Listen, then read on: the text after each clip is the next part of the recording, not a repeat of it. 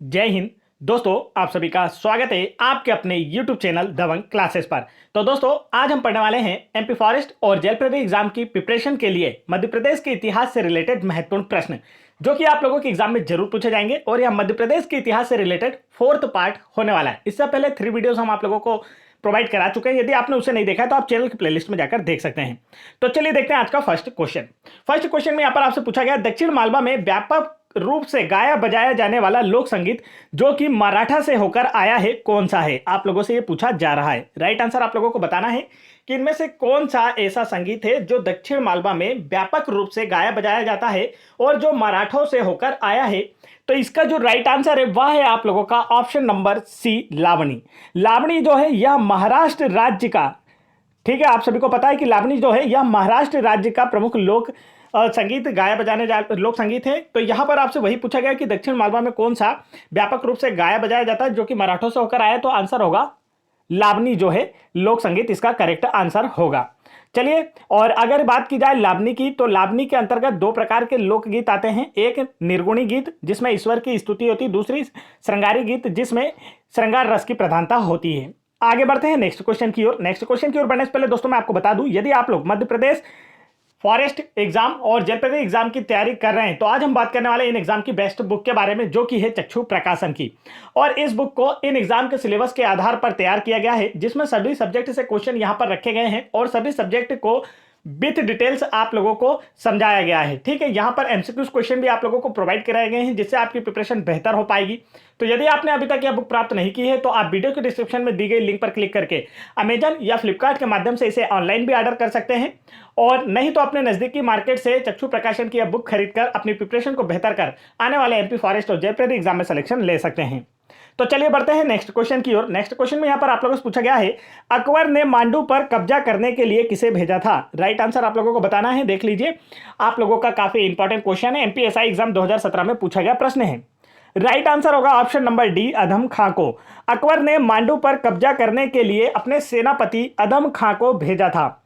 मांडू वर्तमान में मालवा क्षेत्र के धार जिले में स्थित है और मांडू जो है यह मध्य प्रदेश का एक पर्यटन स्थल है जो कि रानी रूपमती और बादशाह बाज बहादुर की अमर प्रेम गाथा का साक्षी है। मांडू को पूर्व में मांडवगढ़, सादियाबाद या करीमाबाग शहर के नाम से भी जाना जाता था। यहाँ पर रानी रूपमती महल, बाज बहादुर महल, हिंडोला महल, जहाज महल, जामा मस्जिद आदि ऐतिहासिक इमारतें स्थित हैं। आगे बढ़ते हैं नेक्स्ट क्वेश्चन की ओर। नेक्स्ट क्वेश्चन में देखते हैं यहाँ पर क्या पूछा गया है। नेक्स्ट क्वेश्चन में आपसे पूछा है, राजपूतों के निम्नलिखित देशों में से कौन सा खजुराहो मंदिर से जुड़ा है। तो देखिए, यहाँ पर ये देशों ना होकर वंशों होना चाहिए कि राजपूतों के कौन से वंश यहाँ पर पूछा गया है। तो यह खजुराहो मंदिरों से जुड़ा है। तो इसका जो राइट आंसर है वह है आप लोगों का ऑप्शन नंबर बी, चंदेल राजवंश। राजपूतों के वंशों में से जो चंदेल राजवंश है यह खजुराहो मंदिरों से जुड़ा है। खजुराहो मंदिरों का निर्माण चंदेल शासकों के द्वारा 950 ईस्वी से 1050 ईस्वी के बीच कराया गया था। खजुराहो वर्तमान समय में मध्य प्रदेश के छतरपुर जिले में स्थित है। यहाँ पर चंदेल शासकों के द्वारा 85 मंदिरों का निर्माण कराया गया था। ठीक है, यह आप लोगों को याद रखना है। खजुराहो में प्रत्येक वर्ष खजुराहो नृत्य महोत्सव का आयोजन किया जाता है। खजुराहो को पत्थरों पर तराशी गई नगरी भी कहा जाता है। और यहाँ पर चंदेल शासकों के द्वारा निर्मित कराए गए सभी मंदिरों में खजुराहो मंदिरों का जो सबसे बड़ा मंदिर है वह है कंदरिया महादेव मंदिर। यह आप लोगों को काफी अच्छे से याद रखना है, जिसका निर्माण चंदेल शासक विद्याधर ने कराया था। अभी आपके पटवारी एग्जाम 2023 में पूछा गया था कि कंदरिया महादेव मंदिर का निर्माण किसने कराया था। तो आंसर होगा चंदेल शासक विद्याधर ने। आगे बढ़ते हैं नेक्स्ट क्वेश्चन की ओर। नेक्स्ट क्वेश्चन में यहां पर पूछा गया है, ठाकुर दौलत सिंह जो ब्रिटिश के विरुद्ध 1857 के विद्रोह में लड़े थे कौन से जिले से संबंधित थे। ठाकुर दौलत सिंह, तो यह भी आपके एमपीएसआई एग्जाम 2017 में पूछा गया प्रश्न है। राइट आंसर जल्दी से बताएंगे। करेक्ट आंसर होगा ऑप्शन नंबर ए, देवास जिले से। ठाकुर दौलत सिंह जो ब्रिटिशों के विरुद्ध 1857 के विद्रोह में लड़े थे यह देवास जिले से संबंधित थे। और यह उस समय की राघोगढ़ रियासत के राजा थे। यह भी आप लोग याद रख सकते हैं कि किस रियासत के राजा थे। तो आपका आंसर होगा राघोगढ़ रियासत के राजा थे। आगे बढ़ते हैं नेक्स्ट क्वेश्चन की ओर। नेक्स्ट क्वेश्चन में यहां पर आप लोगों से पूछा गया है, 64 योगिनी मंदिर कौन सी शताब्दी से संबंधित है। काफी ज्यादा इंपॉर्टेंट क्वेश्चन है, आपके कांस्टेबल एग्जाम 2022 में पूछा गया प्रश्न है। राइट आंसर आपको बताना है करेक्ट आंसर इसका जो होगा दोस्तों जल्दी बता दीजिए, 64 योगिनी मंदिर कौन सी शताब्दी से संबंधित है? तो देखिए 64 योगिनी मंदिर दो प्रकार से आप लोगों से पूछा जा सकता है, ठीक है। आप लोगों से यहां पर यह स्पष्ट नहीं किया गया है कि 64 योगिनी मंदिर जो है यह जबलपुर का पूछा है या खजुराहो का पूछा है। तो पहले मैं इसे क्लियर कर देता हूं। देखिए इस क्वेश्चन को यहां पर आप समझेंगे, ठीक है। यह आपके कांस्टेबल एग्जाम 2022 में पूछा गया था। तो यहां पर आप समझेंगे कि 64 योगिनी मंदिर कहां स्थित है। पहले तो आप ये जान लें, तो 64 योगिनी मंदिर जो है एक तो आपका स्थित है जबलपुर में, एक कहां स्थित है? जबलपुर में स्थित है। और दूसरा कहां स्थित है? तो देखिए जबलपुर वाला जो है यह 10वीं शताब्दी में बना था। तो एक है जबलपुर में और दूसरा है आपका खजुराहो में। दूसरा कहां है दोस्तों? खजुराहो में। तो यह आप लोगों को अच्छे से याद रखें। यहां पर इस क्वेश्चन को समझिए, 64 योगिनी मंदिर कौन सी शताब्दी में निर्मित किया गया था? तो देखिए खजुराहो का जो 64 योगिनी मंदिर है यह 9वीं शताब्दी में निर्मित किया गया था और जबलपुर का जो 64 योगिनी मंदिर है यह 10वीं शताब्दी में निर्मित कराया गया था। तो दोनों क्वेश्चन आप लोगों को काफी अच्छे से समझना है। जो जबलपुर वाला 64 योगिनी मंदिर है यह 10वीं शताब्दी में कलचुरी राजाओं के द्वारा निर्मित कराया गया था और खजुराहो में जो 9वीं शताब्दी में 64 योगिनी मंदिर है इसे चंदेल शासकों के द्वारा निर्मित कराया गया था। आगे बढ़ते हैं नेक्स्ट क्वेश्चन की ओर।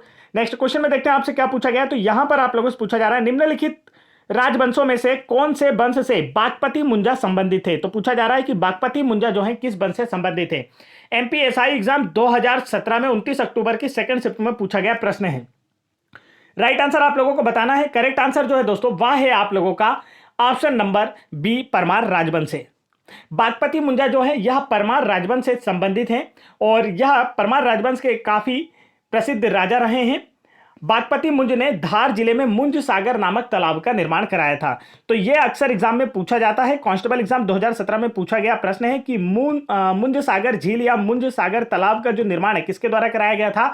आंसर होगा बागपति मुंजा के द्वारा, जो किस वंश से संबंधित है? परमार वंश से संबंधित है। परमार वंश से राजा भोज का भी संबंध है, जो कि परमार वंश के 9वें राजा थे और सर्वाधिक प्रसिद्ध राजा थे। राजा भोज के नाम पर ही मध्य प्रदेश की राजधानी भोपाल का नाम रखा गया है। आगे चलते हैं नेक्स्ट क्वेश्चन की ओर। नेक्स्ट क्वेश्चन में देखते हैं आपसे क्या पूछा है। तो यहां पर आप लोगों से पूछा गया है अलीराजपुर रियासत की स्थापना कब हुई थी? बताइए इसका करेक्ट आंसर क्या होगा। तो इसका जो राइट आंसर है दोस्तों वह है आप लोगों का ऑप्शन नंबर बी, वर्ष 1437 में। अलीराजपुर रियासत की जो स्थापना है वर्ष 1437 में राजा आनंद देव के द्वारा की गई थी। यह भी आप लोगों को याद रखना है कि इसकी स्थापना किसने की थी। तो राजा आनंद देव के द्वारा इसकी स्थापना की गई थी और वर्तमान समय में अलीराजपुर जो है यह मध्य प्रदेश का एक जिला है जो कि झाबुआ जिले से काटकर बनाया गया था। आगे चलते हैं नेक्स्ट क्वेश्चन की ओर। नेक्स्ट क्वेश्चन में देखिए यहां पर पूछा है कौन से राजपूत समूह से रुद्र प्रताप सिंह संबंधित थे? तो यह आप लोगों से पूछा जा रहा है। कांस्टेबल एग्जाम 2022 में पूछा गया प्रश्न है। राइट आंसर जो है वह है आपका option number first, Bundela. Bundela समूह या रुद्र प्रताप सिंह बुंदेला इनका पूरा नाम था। तो आप अगर पूरा नाम याद रखते हैं तो यही फायदा होता है कि अगर आप लोगों से पूछा जाए कि किस वंश से संबंधित है तो आप आसानी से बता पाएंगे। रुद्र प्रताप सिंह बुंदेला जो है यह बुंदेला राजपूत वंश से संबंधित है। रुद्र प्रताप सिंह बुंदेला ने ओरछा राजवंश की नींव रखी थी। आपके आबकारी एग्जाम 2023 में पूछा गया प्रश्न है कि ओरछा राजवंश की नींव किसने रखी थी। तब आपका आंसर क्या होगा? तब आपका आंसर होगा रुद्र प्रताप सिंह बुंदेला ने ओरछा राजवंश की नींव रखी थी। और यहीं से एक क्वेश्चन और पूछा जाता है, ठीक है, आप लोगों का अच्छे से याद रखना है। एक क्वेश्चन और पूछा जाता है कि किस बुंदेला शासक ने पन्ना राजवंश की नींव रखी थी। देखिए दो क्वेश्चन अमर क्वेश्चन है, ठीक है, हर एग्जाम में पूछे जाते हैं। पहला कौन सा कि आपसे पूछा गया ओरछा राजवंश की स्थापना किसने की, तो आंसर होगा रुद्र प्रताप सिंह बुंदेला ने और 1501 में। और दूसरा क्वेश्चन पूछा जाता है कि किस बुंदेला शासक ने पन्ना राजवंश की स्थापना की, तब आपका आंसर होगा महाबली बुंदेल केसरी छत्रसाल ने। ठीक है, यह आपको याद रखना है। छत्रसाल महाराजा छत्रसाल बुंदेला ने पन्ना राजवंश की स्थापना की थी और इन्हें दो उपनाम थे। पहला था इन्हें महाबली के नाम से भी जाना जाता था, दूसरा इन्हें बुंदेल केसरी के नाम से भी जाना जाता था। तो चलिए आगे बढ़ते हैं। यहां पर एक क्वेश्चन और देखिए, बुंदेल केसरी की बात की गई है अर्थात राजा छत्रसाल की बात की गई, तो महाराजा छत्रसाल ने छत्रसाल नगर वर्तमान में छतरपुर की स्थापना की। तो अभी आपके पटवारी एग्जाम 2023 में पूछा गया प्रश्न है कि छतरपुर की स्थापना किसने की थी, आंसर होगा महाराजा छत्रसाल ने। आगे चलते हैं नेक्स्ट क्वेश्चन की ओर। नेक्स्ट क्वेश्चन देखिए, यहां पर आप लोगों से पूछा गया है ग्यारसपुर के अठखंबे और चौखंबे किसके दो अवशेष है। पटवारी आपका कांस्टेबल एग्जाम 2022 में 8 फरवरी की फर्स्ट शिफ्ट में पूछा गया प्रश्न है। ग्यारसपुर के अठखंबे और चौखंबे किसके दो अवशेष हैं, विश्वविद्यालय के हैं, मंदिर के हैं, महल के हैं, या इनमें से कोई नहीं। तो इसका जो राइट आंसर है दोस्तों वह है आप लोगों का ऑप्शन नंबर बी मंदिरों के अवशेष हैं। ग्यारसपुर के अठखंबे और चौखंबे जो हैं यह मंदिरों के अवशेष हैं। विदिशा के ग्यारसपुर विकास खंड स्थित मंदिर की आभूषण की तरह दिखाई देते हैं। तो आप लोगों को याद रखना है कि किस जिले में स्थित है। तो यह ग्यारसपुर जो है यह विदिशा जिले में स्थित है। यह मंदिर 9वीं 10वीं सदी में निर्मित हुए थे। इनके नक्काशीदार स्तंभ, मूर्तियां, दरवाजे के चौखट, बालकनी वास्तुकला के रूबरू कराते हैं। आगे बढ़ते हैं नेक्स्ट क्वेश्चन की ओर। नेक्स्ट क्वेश्चन भी यहां पर आप लोगों से पूछा गया है, ईस्ट इंडिया कंपनी और नवाब नजर मोहम्मद के बीच एंग्लो भोपाल यह पर कब हस्ताक्षर हुए थे। ठीक है, ये आप हटा देंगे। एंग्लो भोपाल पर हस्ताक्षर कब हुए थे, जल्दी से बताएंगे। यहां पर यह संधि होना चाहिए। एंग्लो भोपाल संधि पर ईस्ट इंडिया कंपनी और नवाब नजर मोहम्मद के बीच हस्ताक्षर कब किए गए, आप लोगों से क्वेश्चन पूछा जा रहा है। राइट आंसर इसका जो होने वाला है दोस्तों वह क्या होगा, करेक्ट आंसर आप लोगों का होगा ऑप्शन नंबर फर्स्ट, वर्ष 1818 में ईस्ट इंडिया कंपनी और नवाब नजर मोहम्मद के बीच एंग्लो भोपाल संधि पर 1818 में हस्ताक्षर किए गए थे। भोपाल रियासत की स्थापना मुगल सेना अफगान सिपाही दोस्त मोहम्मद खान के द्वारा की गई थी। यह आप लोगों को अच्छे से याद रखना है कि भोपाल रियासत की स्थापना किसने की थी। आंसर होगा दोस्त मोहम्मद खान ने। और भोपाल रियासत का प्रथम नवाब कौन था अगर आपसे पूछा जाए तब आपका याद होगा दोस्त मोहम्मद खान का पुत्र यार मोहम्मद खान। और वर्तमान में जो भोपाल शहर है इसे झीलों के शहर के नाम से भी जाना जाता है। आगे बढ़ते हैं नेक्स्ट क्वेश्चन की ओर। दोस्तों वीडियो पसंद आ रहा है तो फटाफट वीडियो को लाइक करके चैनल को जरूर सब्सक्राइब कर लें। एमपीजीके का पूरा कवर हम आपको यहां पर कराने वाले हैं। पूरा एमपीजीके का हर एक क्वेश्चन जो कि आपसे एग्जाम में पूछा जाता है पूरा आपको पढ़ाने वाले हैं। तो चलिए देखिए यहां पर पूछा है, टीकमगढ़ का स्वर्णकार स्वयं को किस शहर की उत्पत्ति मानते हैं। तो यह आप लोगों से पूछा जा रहा है। राइट आंसर आप लोगों को बताना है कि टीकमगढ़ के जो स्वर्णकार है स्वयं को किस शहर की उत्पत्ति मानते हैं। तो इसका जो राइट आंसर है वह है आप लोगों का ऑप्शन नंबर सी, अयोध्या। ठीक है, करेक्ट आंसर होगा टीकमगढ़ के स्वर्णकार स्वयं को अयोध्या शहर की उत्पत्ति मानते हैं। टीकमगढ़ मध्य प्रदेश राज्य का जिला है। अयोध्या की बात की जाए तो यह सरयू नदी पर बसा उत्तर प्रदेश राज्य का एक शहर है। यह उत्तर प्रदेश राज्य में स्थित है, ये तो बता ही चुका हूं। और साथ ही भगवान राम की जन्मस्थली भी मानी जाती है। नेक्स्ट क्वेश्चन की ओर बढ़ते हैं। और ये जो क्वेश्चन मैंने आपको बताया ये एमपीएसआई एग्जाम 2017 में पूछा गया प्रश्न था। नेक्स्ट क्वेश्चन देखिए यहां पर पूछा है, शाहजहां बेगम भोपाल के कौन से नंबर के शासक थे। यह भी आपके एमपीएसआई एग्जाम 2017 में 28 अक्टूबर की सेकंड शिफ्ट में पूछा गया प्रश्न है। राइट आंसर बताएंगे। करेक्ट आंसर आपका होने वाला ऑप्शन नंबर सी, 8वें नंबर के। शाहजहां बेगम जो है यह भोपाल की 8वीं नवाब बनी थी। यह आपको काफी अच्छे से याद रखना है। भोपाल शहर की स्थापना परमार वंश के राजा, देखिए यहां पर अगर आपसे बात की जाए कि भोपाल शहर की स्थापना किसने की थी तो आपका आंसर होगा परमार वंश के 9वें राजा राजा भोज के द्वारा की गई थी। ठीक है, राजा भोज ने भोपाल शहर की स्थापना की थी। पहले इसका नाम क्या था, भोजपाल शहर था। बाद में इसे परिवर्तित क्या करके क्या कर रखा गया, भोपाल रखा गया। और भोपाल को झीलों का शहर भी कहते हैं, यह भी आप याद रखेंगे।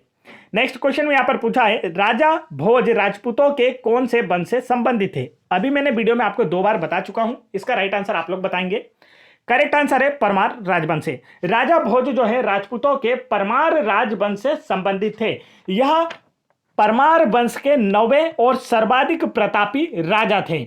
यह आप लोगों को याद रखना है। राजा भोज ने मांडव तथा उज्जैन में सरस्वती कंठभरण नामक भवन बनवाए और उसमें उन्होंने धार का सरस्वती मंदिर भी निर्मित कराया था। तो ये जो आपका एमपीएसआई एग्जाम 2017 इसमें पूछा गया प्रश्न है कि धार के सरस्वती मंदिर का निर्माण किसने कराया था, राजा भोज ने। और आपके MPSI exam MP constable exam 2022 में भी यह क्वेश्चन पूछा गया था कि धार के सरस्वती मंदिर का निर्माण किसने कराया था। तब आपका आंसर क्या होगा, यह सरस्वती विद्यालय की बात की जाए। पहले यह विद्यालय था, एक मठ था, बाद में इसे मंदिर बना दिया गया। तो आंसर होगा राजा भोज ने। चलिए बढ़ते हैं नेक्स्ट क्वेश्चन की ओर। नेक्स्ट क्वेश्चन देखते हैं आप लोगों से क्या पूछा जा रहा है। तो यहां पर आप लोगों से पूछा गया है, सांची स्तूप प्रारंभिक रूप से और मूल रूप से किन पत्थरों से निर्मित एक छोटी संरचना है। पत्थरों से बनाया गया है, बलुआ पत्थर से बनाया गया है, या फिर चिकनी मिट्टी या ईंटों से। तो इसका जो राइट आंसर है वह है आप लोगों का ऑप्शन नंबर डी, ईंटों से। सांची स्तूप जो है दोस्तों यह ईंटों से निर्मित की गई एक मूल संरचना है। सांची स्तूप की बात की जाए तो यह बौद्ध धर्म का प्रमुख तीर्थ स्थल है, या हम कह सकते हैं कि इसका संबंध बौद्ध धर्म से है, जिसका निर्माण सम्राट अशोक के द्वारा कराया गया था। सांची स्तूप की खोज 1818 में जनरल टेलर ने की थी। यह भी अक्सर एग्जाम में पूछा जाता है कि सांची स्तूप की खोज किसने की थी। तो आपका आंसर होगा 1818 में जनरल टेलर ने की थी। यूनेस्को द्वारा वर्ष 1989 में इसे विश्व धरोहर घोषित किया गया है। वर्ष 2017 में सांची स्तूप का छायाचित्र जो है यह 200 के नोट पर छापा गया है। तो अक्सर एग्जाम में पूछा जा सकता है कि सांची स्तूप का जो चित्र है यह किस नोट पर दिखाई देता है। तो आपका आंसर होगा 200 रुपए के नोट पर दिखाई देता है, जो अभी नई करेंसी चली है उस पर। नेक्स्ट क्वेश्चन में यहां पर आप लोगों से पूछा गया है, ब्रिटिश सरकार ने तात्या टोपे को कहां मारा था। तो इसका राइट आंसर आप लोगों को बताना कि तात्या टोपे जी को ब्रिटिश सरकार के द्वारा फांसी कहां दी गई थी।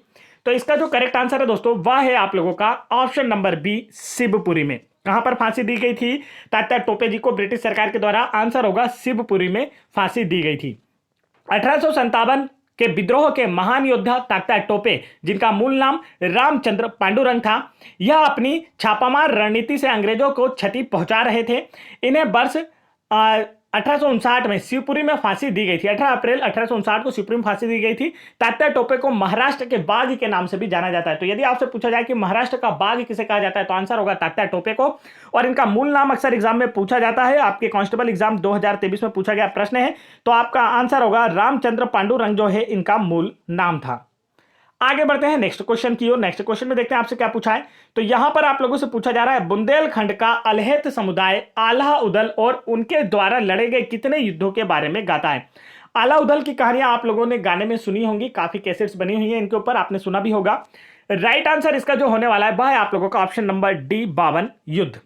बुंदेलखंड का अल्हैत समुदाय जो है यह आल्हा उदल और उनके द्वारा लड़े गए 52 युद्धों के बारे में गाता है। आल्हा उदल बुंदेलखंड के राजा परमार्दी देव के साले और सेनापति थे। इन्होंने कई मंदिरों तथा कीर्ति सागर तालाब का निर्माण करवाया था। आगे चलते हैं नेक्स्ट क्वेश्चन की ओर। नेक्स्ट क्वेश्चन में यहां पर आप लोगों से पूछा गया है, महाभारत में कौन सी नदी को चर्मावती के नाम से उल्लेखित किया गया है?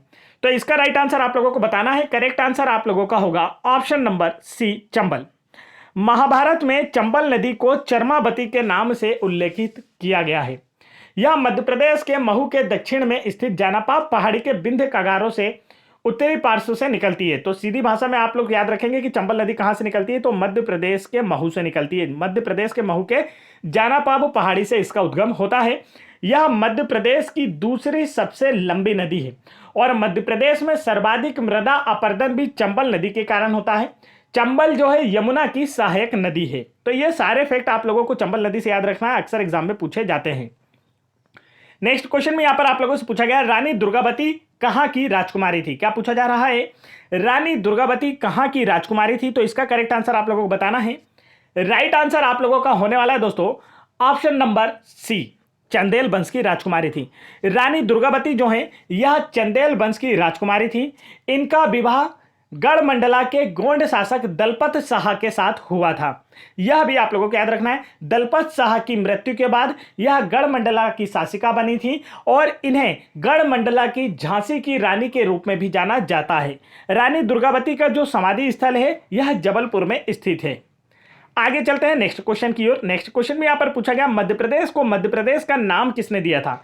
काफी इजी क्वेश्चन है, एग्जाम में जरूर पूछा जाता है, आप लोगों को काफी अच्छे से याद रखना है। राइट आंसर होगा भारत के प्रथम प्रधानमंत्री पंडित जवाहरलाल नेहरू जी के द्वारा मध्य प्रदेश को मध्य प्रदेश नाम दिया गया था। मध्य प्रदेश पूरे भारत के या देश के मध्य में स्थित है, इसलिए इसे हृदय प्रदेश के नाम से भी जाना जाता है। मध्य प्रदेश को ब्रिटिश काल में सेंट्रल प्रोविंसेस और बरार के नाम से भी जाना जाता था। आगे बढ़ते हैं नेक्स्ट क्वेश्चन की ओर। नेक्स्ट क्वेश्चन में पूछा है, पैराडाइज फ्लाईकेचर कहां बहुत ही एक आम पक्षी है? तो चार ऑप्शन आपको दिए गए, पूछा गया इनमें से किस नेशनल पार्क का बहुत ही आम पक्षी है पैराडाइज फ्लाईकेचर? राइट आंसर होगा ऑप्शन नंबर फर्स्ट, शिवपुरी अभ्यारण्य का।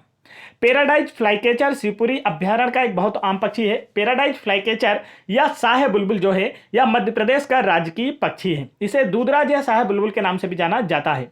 शिवपुरी राष्ट्रीय उद्यान को माधव राष्ट्रीय उद्यान भी कहा जाता है, जिसकी स्थापना वर्ष 1958 में की गई थी।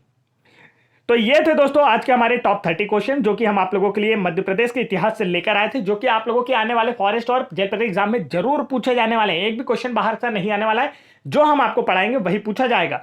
तो इसीलिए वीडियो को फटाफट लाइक करें। और आज की जो क्विज है यहां पर देखिए, हमने आपसे पूछा मध्य प्रदेश का राजकीय प्रतीक। तो आप लोगों को दिए गए ऑप्शंस में से आप लोगों को बताना है कि मध्य प्रदेश का राजकीय प्रतीक कौन सा है। राइट आंसर आप लोग कमेंट करके हमें बताएंगे। वीडियो पसंद आए तो वीडियो को लाइक करेंगे, चैनल पर पहली बार आए तो चैनल को सब्सक्राइब करेंगे। यदि आप लोगों को सारी पीडीएफ डाउनलोड करना है जो कि आप लोगों को दिखाई गई है, साथ ही एमपीजीके की बेस्ट पीडीएफ भी अगर आपको डाउनलोड करना है तो वीडियो के डिस्क्रिप्शन में दी गई लिंक पर क्लिक करके डाउनलोड कर सकते हैं। नहीं तो आप लोग इस नंबर पर जो मैं आप लोगों को स्क्रीन पर दे रहा हूं, इस नंबर पर व्हाट्सअप कर भी हमसे आसानी सारी पीडीएफ प्राप्त कर लें। नहीं तो टेलीग्राम चैनल ज्वाइन कर लें, वहां पर आप लोगों को डेली क्लासेस की पीडीएफ प्रोवाइड कराई जाती है। इन सभी पीडीएफ को पढ़कर आप लोग अपनी प्रिपरेशन को बेहतर करें और आने वाले एमपी फॉरेस्ट और जेपीआरडी एग्जाम में जरूर सिलेक्शन लें। जय हिंद दोस्तों।